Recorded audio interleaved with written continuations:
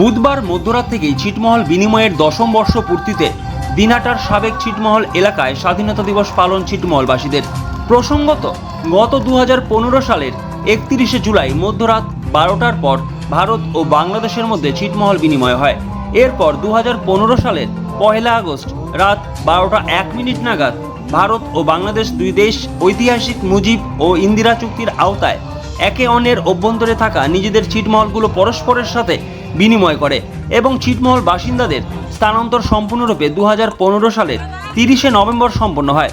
তৎকালীন সময়ে ছিটমহল বিনিময়ের পর যারা ভারতবর্ষের সঙ্গে যুক্ত হয়ে ভারতের নাগরিকত্ব পায় তারা প্রত্যেক বছর 31 জুলাই মধ্যরাত 12টার পর 1 আগস্ট রাত 12টা 1 মিনিট নাগাদ স্বাধীনতা দিবস পালন করে।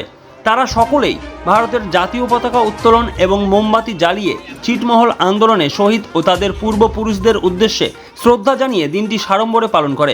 বুধবার মধ্যরাত 12টার পর 1 আগস্ট রাত 12টা 1 মিনিটে মধ্য মশালডাঙ্গায় স্বাধীনতা দিবস উদযাপনের সময় উপস্থিত ছিলেন জামাল হোসেন, ছোরাফুদ্দিন শেখ, রহিম শেখ, আবু বক্কর সিদ্দিকী, মজনু শেখ, আব্দুল শেখ, বেল্লাল হোসেন, সৈয়দ আলী মণ্ডল। অপরদিকে দক্ষিণ মশালডাঙ্গায় উপস্থিত ছিলেন ছাত্তার আলী, আমির হোসেন, শাহেদ আলী, শামসুল মণ্ডল, আজাদ মণ্ডল সহ অন্যান্যরা। এছাড়াও নাজিরহাট কচুয়া সাবেক ছিটমহল এলাকায় বৃহস্পতিবার সকালে স্বাধীনতা দিবস পালন করে ছিটমহলবাসীরা।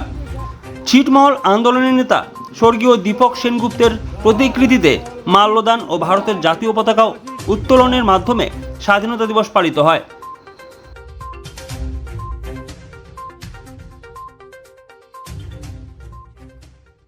Sponsored by Bishal Emporium. যুগ বদলেছে জীবনের ধারা, তাই নিজের ঘরকে শৌখিনতায় মুড়ে ফেলতে চলে আসুন। Co-sponsored by